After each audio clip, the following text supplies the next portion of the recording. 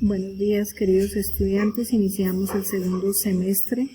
En este periodo vamos a ver lo que son razones y proporciones y sus aplicaciones en las magnitudes directas e inversas. Una razón es una comparación de dos magnitudes mediante un cociente donde el denominador debe ser diferente de 0. Ya saben ustedes por qué, porque nos daría una indeterminación. La razón se simboliza con dos punticos o con un cociente normalmente, donde A ya no lo vamos a llamar numerador sino antecedente y al denominador que es B lo vamos a llamar consecuente. Estas razones siempre se van a leer A es a B. Tenemos aquí unos ejemplos: 3 es a 5, un medio es a 8, 0,7 es a 3. Recuerden, los antecedentes son 3, un medio, 0,7 y sus consecuentes son 5, 8 y 3. Las razones se pueden aplicar también a ejercicios en la vida diaria, como dice, se realiza una encuesta entre los jóvenes de 18 a 21 años cuya conclusión es: uno de cada 5 jóvenes está inscrito en el registro electoral.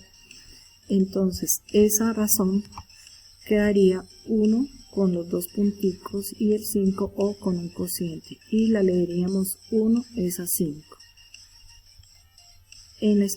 Otro ejemplo: en la institución hay 16 mujeres por cada 36 alumnos de un salón. Nos quedaría 16, dos punticos 36 o nuestro cociente normal 16 es a 36. O 4 novenos, porque se puede simplificar. Cuarta de 16 es 4 y cuarta de 36, 9.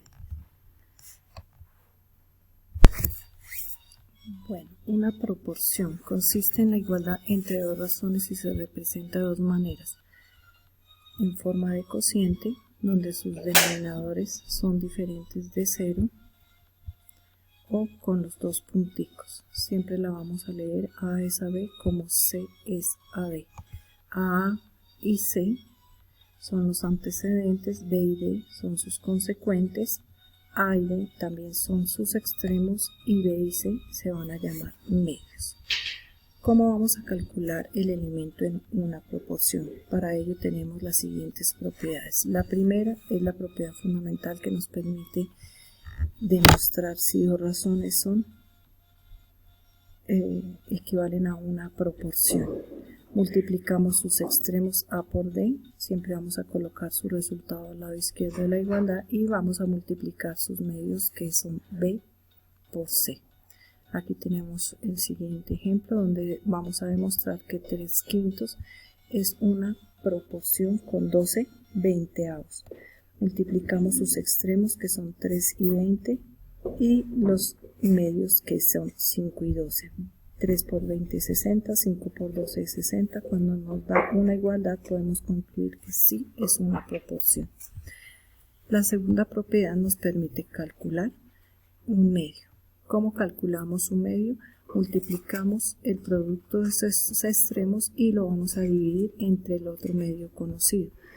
Por ejemplo, tenemos 7 es a x como 21 es a 12. Como x es un medio, ese x va a ser igual a la multiplicación de sus extremos, que son 7 y 12, y lo vamos a dividir entre el otro medio, que es 21. 7 por 12 es 21, lo que nos da 84, y 84 dividido entre 21 es igual a 4.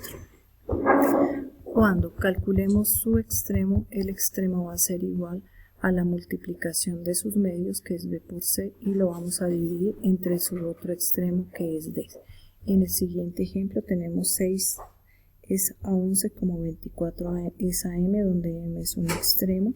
Multiplicamos sus medios, que son 11 por 24, y lo dividimos entre su otro extremo, que es 6. 11 por 24 nos da 264, dividido entre 6 nos da 44.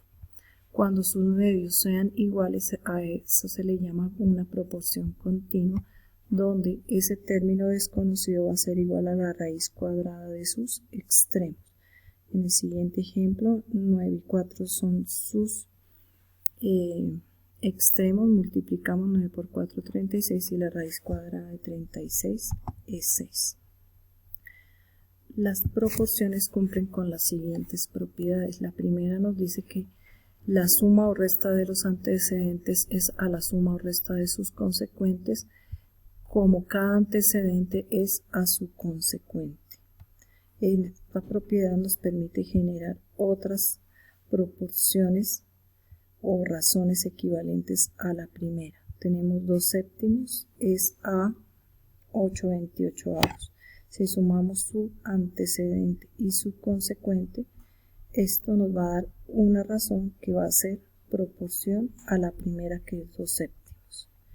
La segunda propiedad nos dice que la suma de los términos de la primera razón es a la diferencia de los términos de la primera razón, como la suma de los primeros términos de la segunda razón es a la diferencia de los términos de la segunda razón. Esta propiedad nos permite generar otra razón o otra proporción a partir de la primera. Si nosotros sumamos su antecedente, pero también lo restamos, esto nos va a generar nuevas proporciones. La tercera propiedad nos dice que la suma o resta de los antecedentes es a la suma o resta de los consecuentes, como cada antecedente es a sus consecuentes. ¿Qué quiere decir?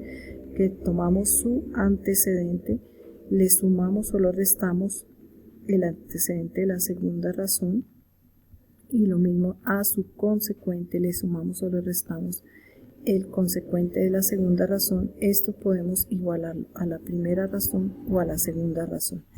Esta propiedad nos permite hallar el término desconocido o dos términos desconocidos en una proporción. Acá nos están diciendo A es a 6 como B es a 10, donde nos dan la condición de que A más B es igual a 8. Entonces aplicamos la propiedad, estoy sumando a su antecedente A más B y a su consecuente 6 más 10. En la condición nos dicen que A más B es igual a 8, por eso lo sustituyo por ese valor, y 6 más 10 es 16. Esa razón la comparo o a la primera razón, que es A es a 6, o también la puedo comparar con B es a 10. En este ejemplo la comparé con la primera razón. Esto me permite encontrar el valor de A. Como A es un medio, entonces multiplicamos sus extremos, que 8 por 6 es 48, y lo dividimos entre su consecuente, que es 16, cuyo valor es 3. Utilizo la condición para encontrar el valor de la segunda variable. Decimos que B es igual a 8 menos A, donde A vale 3. 8 menos 3 es 5. Y la última propiedad nos dice que la suma o resta de los términos de la primera razón es al primer consecuente, como la suma o resta de los términos de la segunda razón es al segundo consecuente. Esta propiedad también nos permite encontrar los términos desconocidos en una proporción. Acá, si nosotros comparamos estos dos ejemplos A y B, ambos eran antecedentes. A cambio, en este segundo ejemplo, A es un antecedente, B es un consecuente. A su antecedente le sumo o le resto su consecuente y lo dejo dividido entre su consecuente. En el ejemplo tenemos que A es a B como 4 es a 3. Restamos su consecuente, A menos B sobre B, y 4 menos 3 sobre 3. Según la condición, A menos B es 2, por eso sustituyo ese valor con 2. Sobre B, 4 menos 3, lo restamos, nos da 1, y B es un medio, aplicamos la propiedad, multiplicamos sus extremos y lo dividimos entre su medio, cuyo resultado es 6. Utilizo la condición para hallar el valor de la otra variable, despejamos la A, como 6 está restando, pasa a sumar, y 2 más 6 es 8. También podemos aplicar las proporciones en la solución de ejercicios. Recuerden que lo primero es leer el enunciado, dar el nombre a las variables, plantear el problema y solucionarlo para poder concluir su respuesta. Nos dicen que la razón entre las edades de Catalina y Wilson es de 7/5. Si la suma de sus edades es 24, ¿cuál es la edad de cada uno? Entonces lo primero es bautizarlos. C va a ser la edad de Catalina, W es la edad de Wilson. Planteamos el problema. Nos dicen que la edad de Catalina y de Wilson es, entonces planteamos la razón. La edad de Catalina es a la edad de Wilson como 7 es a 5. La segunda condición nos dice que la suma de las edades es 24, entonces sumamos C más W igual a 24. Aquí aplicamos la última propiedad porque C es un antecedente, W es un consecuente. Entonces C más W sobre W es a 7 más 5 sobre 5. C más W según la condición nos dice que es 24, por eso sustituimos ese valor y 7 más 5 es 12.